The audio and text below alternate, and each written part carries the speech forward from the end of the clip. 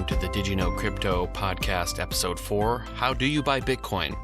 I'd like to thank you for coming here today and listening. I'm your host, Dustin Dryfirst. I know your time is valuable, and I appreciate you spending it with me. Today we're going to talk about how you can purchase cryptocurrency and become part of the blockchain crypto revolution. First off, with this episode, I want to say this is not investment advice. This information is for educational purposes only. Never invest anything you cannot afford to lose tomorrow or anything you have not researched heavily. The last episode, episode 3, was an overview on how I research and rate coins for investing. Please review that before you purchase anything and take into account that I am not a registered investment advisor. And once again, this is for educational purposes only. So now that I've gotten that whole disclaimer thing out of the way, let's talk about how you can buy cryptocurrencies. There are two ways to acquire cryptocurrency using dollars or some other form of fiat currency. Originally, as I was writing this segment, I had included 3 ways, but had to edit it down to 2, as currently there's no way for decentralized exchanges to onboard US dollars or fiat currencies, mostly due to concerns over running afoul of US regulations. I will go over exchanges in detail in episode 5, the next episode. So I will explain a little bit more about what actually a decentralized versus centralized exchange is at that time, if you're kind of wondering right now. So the 2 ways to purchase crypto are a centralized exchange. This could be Coinbase, Uphold, Kraken, Bitfinex, among others, and just person to person.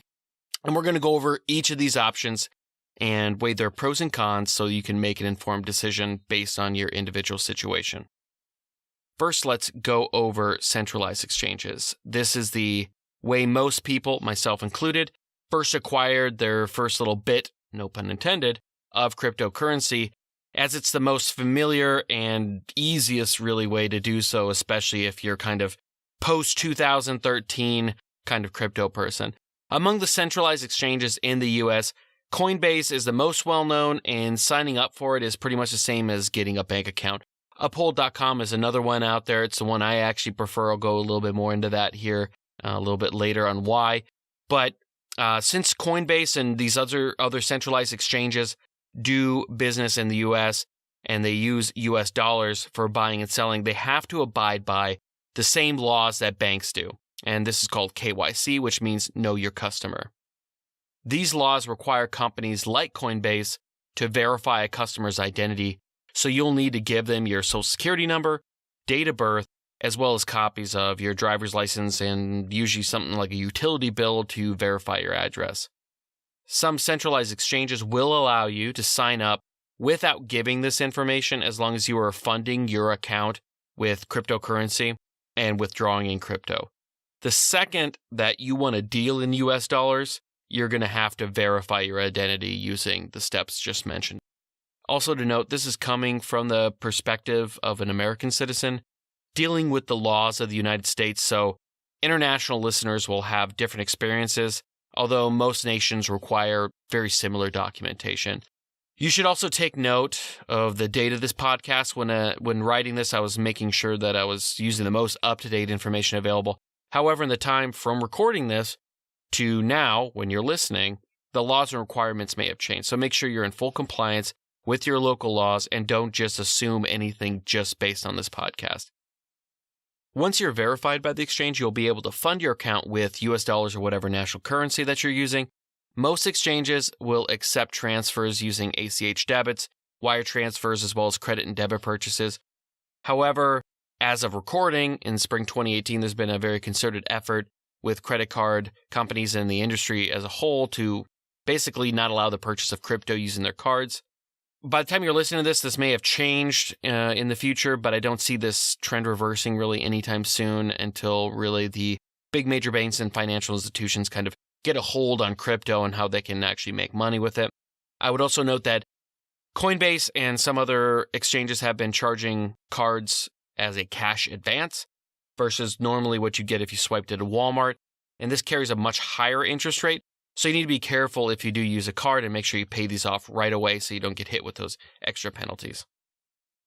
Depending on the exchange, you'll either have to wait for your funds to arrive to be able to purchase any sort of crypto, Or after you get a few purchases in, some exchanges will allow you to purchase now, but you're not going to actually get access to those coins until your payment clears. That's usually between 48, 72 hours, sometimes upwards of a week. So you just want to be careful and make sure that if you are going to get in, that you're not doing it right at the top of a bull cycle and then you lose a bunch of your money. Unless you're doing this for the long term and you're going to hold it for 5 years, then it's not really a big deal. So let's talk about the pros of centralized exchanges. 1, they are usually very user-friendly. Coinbase and Uphold especially are really trying hard to make this a very similar experience to online banking from any of the big banks like Citibank or Wells Fargo, something that's very clean, very easy to use, bug-free, have mobile apps, all that kind of good stuff. So as far as from an aesthetic and usability standpoint, that this is probably the best way to go. 2, it's really the easiest way to get US dollars into the crypto markets. All you're going to be doing is linking a bank account. You send the money to your account, and it deposits that cash or deposits that crypto, and you buy it. It's easy peasy, no problems at all. 3, you do have some measure of guarantee of safety on an exchange. There's no FDIC for an exchange, but generally when they screw up, they make it right. Although, as I will say often throughout the history of this podcast as we go forward, I cannot say this stringently enough. Never keep crypto you're not going to actively trade on an exchange. If you buy on Coinbase, if you buy on Uphold, I prefer to move that stuff off. If you know that you're going to be moving it to somewhere, if you're going to be trading it, personally, my rule is if I'm not trading it within the next 72 hours, maybe upwards of a week, depending on what kind of cycles that we're in, I move it off an exchange into a hardware wallet, and we'll talk about those in the next episode. But a hardware wallet's basically just an offline secure storage for crypto. Kind of looks like a thumb drive for the most part. But once again, we're going to talk about that in the next episode. It's really not a good idea to keep it on exchanges. I'm not worried really nowadays about exchanges kind of getting hacked or anything like that. They're much, much more robust than they ever were in the past. But as we've learned from the history of crypto, in 2014, we had the largest hack of an exchange to date at that time. And it caused what was an all-time high of Bitcoin at about $1,200 to $1,400, if I remember correctly. It crashed all the way down to $200 after about $300 million was stolen from the exchange of Mt. Gox. And it really taught a lot of us that were around at that time a good lesson that if you're going to buy some crypto and you're going to be holding it for the long term, stick it on a hardware wallet that costs upwards of $50 to $100. Stick that crypto on there and leave it on there. It's relatively easy to move it from a hardware wallet back onto exchange. It takes within 5 to 30 minutes, depending on the cryptocurrency that we're talking about. But don't leave stuff on the exchange. As I was saying, there is a measure of guarantee of safety as compared to the next thing that we're going to be talking about, which is person to person, in that when you buy on an exchange, you're not going to have to worry about the other party, i.e. that exchange, having any kind of nefarious ideas about taking your money or your crypto or anything like that. You buy it, they give it to you. It's a very safe transaction. So what are the cons of a central exchange? The first one is higher fees. Depending on what we're talking about and what kind of trade that we're going to be doing, it can be upwards of 4%. These fees are much higher than decentralized exchanges like BitShares, where they charge basically like 1/1000th of a dollar per trade. And to put it in more perspective, comparing decentralized and centralized exchanges, if you did 100,000 trades of any amount on the BitShares platform, it would cost you less than $15 a year to do all those trades. If you did just one trade on Coinbase selling 10,000 US dollars worth of Bitcoin, it costs you a little over $100 to sell that. That being said, it's not exactly fair to compare Coinbase proper, as in Coinbase.com, in terms of fees, since their platform is more about making Bitcoin easy to purchase for the average Joe. They do actually have a native trading platform, GDAX, and their fees are very competitive with other trading exchanges and with the rest of the exchanges on the centralized trading platform industry. The second concern is privacy. If privacy is at all important to you, or that's your main concern, then a centralized exchange is not an option at all. I would say that even if you don't really care about your privacy as well, make sure you research whatever exchange that you're going to be going through and before you start handing over a bunch of documentation on yourself, make sure that they are legitimate. The third con is support and communication. Now, if we're talking about decentralized exchanges or what we're going to be speaking to next, person-to-person purchases, there's no formal support for that either. But at least with decentralized exchanges, you do have some sort of community support forums, people that are involved in the community that can help you work through any issues that you may have. Centralized exchanges like Coinbase, like Uphold, have support desks. However, with Coinbase, if you've ever tried to get help and you're not a big fish in their pond, it can take weeks or months to get help. They may have gotten better in recent months, but I haven't used them since November, so I can't really speak on it at the moment. Uphold.com, I can say, is great. I've had great experiences with them whenever I have issues, and I support or send in a ticket. Works really good, as well as contacting them on Facebook or Twitter. They're very, very responsive. Another issue that some may experience with Coinbase in particular is accounts getting abruptly shut down without notice. This is why I haven't had any experience with them lately. My account was shut down, and I never received a reason why. Had to move all my coins off. The only thing I've been able to think of was that I moved my coins from Coinbase to another exchange that was not theirs, and I guess they didn't like that. I have no idea. This is not an uncommon occurrence. There's quite a few other people within the community. A really well-known person is Doug Polk, who runs a YouTube channel, pretty well-known in the crypto community, who also had his shut down and never received a reason why. But it's their private business. They have the right to do so, but it can be a pain sometimes, and it's something for you to think about if you're going to be using Coinbase. Given that these exchanges are vying for our business as purchasers of crypto, it's a bit disconcerting that it's such an issue to get help with a big, like the biggest exchange like Coinbase. And I do want to give them a little bit of credit in that they're probably just really swamped with growth. They've grown massively in the last 12 months and have probably had a hard time keeping up. Next, we're going to be talking about the other way to buy cryptocurrencies, and that is person to person. That's right. In the age of digital cryptocurrencies on the internet and all that stuff, we're actually talking about meeting with another human being. This was the original way that Bitcoin was actually spread. People would attend Bitcoin meetups, find out what it was all about, and sometimes evangelizers would give away free Bitcoin and or people would sell it to those who attended. There was actually things called Bitcoin and Litecoin faucets. They were actually websites you could go to, and it would kind of have like a time lock on it. You could click on it with your wallet address, and it would send you 0.1 Bitcoin or whatever, or a whole Bitcoin, kind of depending on the year that you were going there. You can imagine that.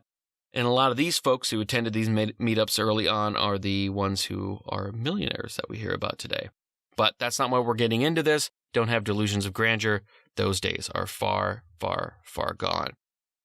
Now, you can find people willing to sell you Bitcoin or other cryptocurrencies via websites like localbitcoins.com, which I'll have in the show notes, or you can go to didyouknowcrypto.com/localbitcoins.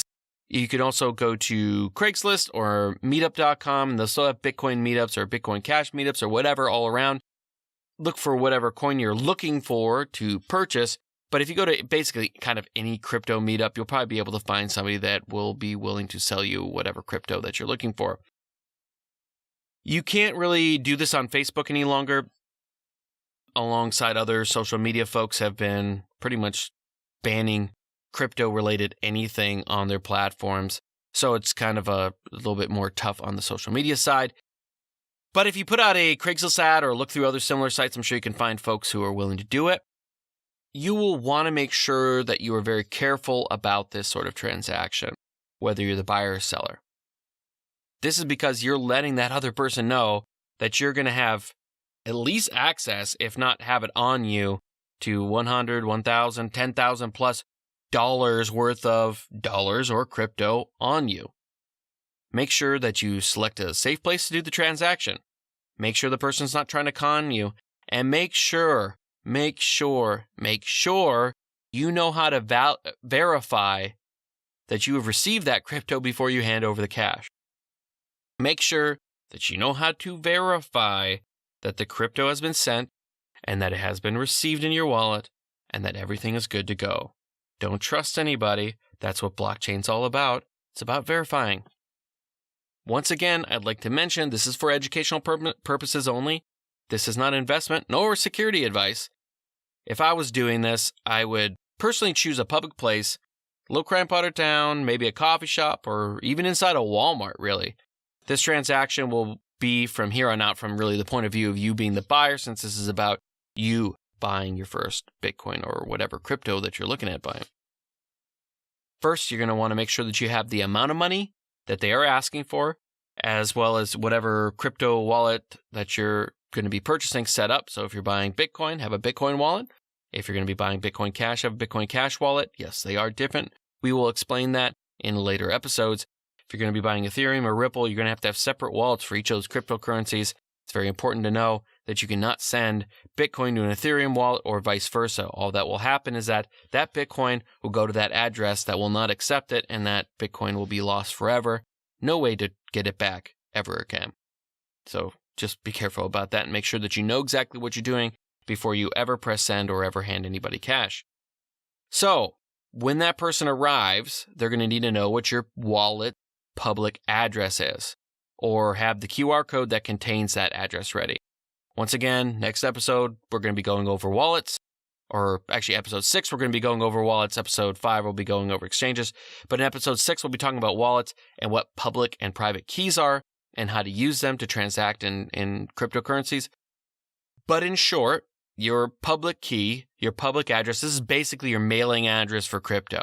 If you want somebody to send you X amount of Bitcoin, they're going to need to know what your public key is, your public address. So it's going to be a long string of numbers. It's called hexadecimal. That's letters and numbers, roughly around 40 characters long. And each cryptocurrency is going to kind of have a unique prefix for each of their coins. Do not try to read these out verbally. You are going to screw it up and you're going to lose whatever that they send you. Copy and paste them into an email or a text, or really the best thing is to use a QR code. Most mobile app type wallets like Jax or something like that are going to have a QR code that they can scan with their mobile app that automatically throws your address right into the send column for this transaction. QR codes, if you don't know what they are, they're very similar to a barcode, but they kind of look like a small square that's got little black and white boxes in them, and it can be scanned by these wallet apps. Also, make sure that you're giving that person your public address and not your private key. Now, once again, we'll be going over that later, but your private key is basically the passcode to your wallet. It's the password. Don't ever give that out. If you want to access your wallet, you need two things, a public key and a private key. Your public key you can give out to everybody. Like I said, it's kind of like your mailing address. Your private key is kind of the keys to the kingdom. With that, they can access your wallet at any time, transfer all your funds out at any time. You want to keep that private key safe at all times. Never give it out. If you ever think that it might be compromised, immediately send all the funds out of that wallet into a new wallet for safekeeping. So, once they scan your address and they send you the crypto, this transaction will generate what is called a transaction ID, an identification number. Have them send that to you.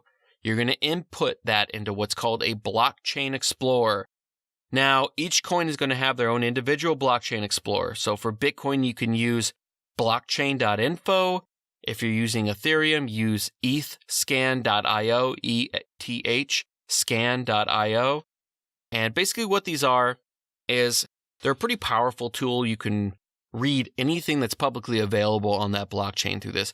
But the really most common use of this is taking a transaction ID or a wallet address and you plug it into that blockchain explorer and it'll show you everything you want to know. So if you input that transaction ID that they sent you into the blockchain explorer, you can confirm that the transaction is being sent to your address. Double check that address that they're sending, that's in that send for that transaction, is actually to your address. Make sure that they did not put another address in there and try to fool you into think that they're sending you some Bitcoin when it's actually to themselves. You're gonna refresh it every so often. You'll see what's called confirmations. 1 confirmation, 15 confirmations is basically how many confirmations of nodes on the network, which are just basically verifying computers, have read this transaction and said that it's good. Once that it shows that transaction has been successfully sent, check your wallet, make sure that it reflects the amount that you should have, and then hand over the money or whatever you're trading for that crypto. You can actually check in the Blockchain Explorer by inputting your wallet address if you don't specifically have like a mobile wallet with you or something like that. and you can input your wallet address into a blockchain explorer, and it'll show all the transactions in or out, received and sent, as well as your total balance. So you can see if you didn't have any Bitcoin at all, they're supposed to send you one whole Bitcoin, and it says confirmed on the blockchain explorer. You click on your wallet, you check it, it shows one Bitcoin in there, you're good to go. There's also the more obvious avenue for person-to-person transfers, and that's just go through the friend who probably got you interested in crypto. If you're not looking to make a significant investment and just want to throw a few $100 or $1,000 at it, depending on your financial situation, you may not want to go through all this trouble of meeting a guy in a coffee shop or signing up for exchanges. Find that friend or niece or brother that's already into crypto, give them the cash, and they can probably get you crypto in exchange for it. And this way, if you do ever want to start to trade it, you can always use a decentralized exchange or a non-verified account on a centralized exchange like Kraken. And you can fund it with crypto, and you don't have to worry about doing all the shenanigans with passports and IDs. So what are the pros of doing a person-to-person transfer? Privacy. If privacy is your main concern, there's no better way to do this than to purchase with cash in person. It is important to note that legally you're still liable for taxes on this crypto purchase if you sell it for a profit at a later date. You should consult with a registered tax attorney or CPA to make sure that you're in full compliance with the latest laws and regulations, as they are very confusing and ever-changing and still pretty muckety-muck at the moment. It's always a good decision to not get the department of making you sad on your case over a few $100 in capital gains tax on a crypto sale. The second real cool thing about these person-to-person exchanges is that they're really easy compared to having to wait for your registration information to be approved, scanning driver's license. It's much easier to hand over cash, and within a few minutes, you see your crypto show up in a wallet, and you're done. So basically, over the course of a coffee break, you can basically knock this out. So what are the cons? The main one, obviously, is physical safety. I think that if you're smart, this really is not a concern. Don't meet in a remote location. If the guy says, hey, meet me, 4 miles off Route 9 down this quarry, probably not a good idea. Don't have these people come to your home. Keep your identity as secret as possible in case they do have bad intentions, as there are bad people out there. However, if you're looking to buy tens of thousands of dollars of crypto from someone that you don't know, this can be a concern with the amount of cash or crypto that you might have on you, or that they know that you have on you and now know where you live or something along those lines. You don't have to worry about this. This is kind of the pro of the exchange, that the centralized exchange like Uphold.com. You don't have to worry about someone robbing you when you're inside Uphold.com. So the second con is kind of scams. People have been scammed, especially newcomers. People have bought crypto, and this is more of people who are actually selling crypto, and they are selling it online, and they use PayPal. The guy buys it from them, sends the PayPal transaction. It goes through. Then the seller sends the Bitcoin to the buyer. The buyer then reverses the PayPal payment, and by flagging it as a fraudulent payment. And now this person is out there Bitcoin and they don't get paid. So that's more from a seller's point of view than a buyer's point of view. But just beware, obviously, whenever money's exchanging hands, there's going to be scammers. People will send fake screenshots, right? So if you're doing it online, there are things on local Bitcoins or other person-to-person exchanges that allow you to do it online without doing any kind of centralized exchange. And you'll send money to Walmart or Western Union and that sort of thing. And we've had instances of people sending fake screenshots showing confirmations on a block explorer, those sorts of things. Even in person, people have hit send on fake transactions and walked away with the money before the transaction was confirmed. Like, they said, hey, okay, here, I sent it. And, here, look at me, I'm pushing send. Here, give me the money. Okay, don't worry, it's on its way. It's going to be on its way. And it turns out, like I said, that it was sent not to their address not to you as the buyer's address, but was sent to the scammer's second wallet or something like that. Basically, if you're not at all comfortable with the process of doing this in person, I would, at the very least, bring someone along who knows what's going on. Always make sure that you verify yourself on your phone or your laptop via a block explorer that you know is legitimate, that the transaction has been sent, that it has been confirmed, and that it has deposited in your wallet. Bring that friend who knows something about crypto so that they can help you along the way. Personally, I really wouldn't recommend a person-to-person transaction with people you don't know until you're a little bit more familiar with crypto and feel more comfortable with the whole process.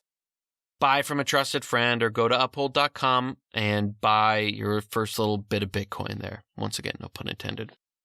So whether you went through an exchange or bought in person, you're now the proud owner of cryptocurrency. So congratulations. More than likely, you bought Bitcoin or Ethereum or Litecoin or Bitcoin Cash or one of the other more well-known cryptos. Especially if you went through Coinbase, you're going to be limited to those four of Bitcoin, Bitcoin Cash, Litecoin, and Ethereum. If you want to branch out into something like ARK, Enigma, or EOS, you will need to find an exchange that offers those coins, something like Bittrex, something like Bitfinex. You're going to need to transfer the crypto that you bought on, say, Uphold, like your Bitcoin or whatever, to that exchange, and then you can purchase it that way. As I mentioned, once again, multiple times, I went over my personal checklist on how to research and rate coins before you purchase them in the last episode, episode 3. So please listen to that if you have not, or re-listen to that before you buy any further coins. As always, I want to thank you for spending your time here, especially learning about blockchain and especially with me. If you have any questions, feel free to contact me on Facebook, Twitter, or Instagram with any questions you may have. You'll find all of the podcasts, articles, and social media links on digiknowcrypto.com. That's digiknowcrypto.com.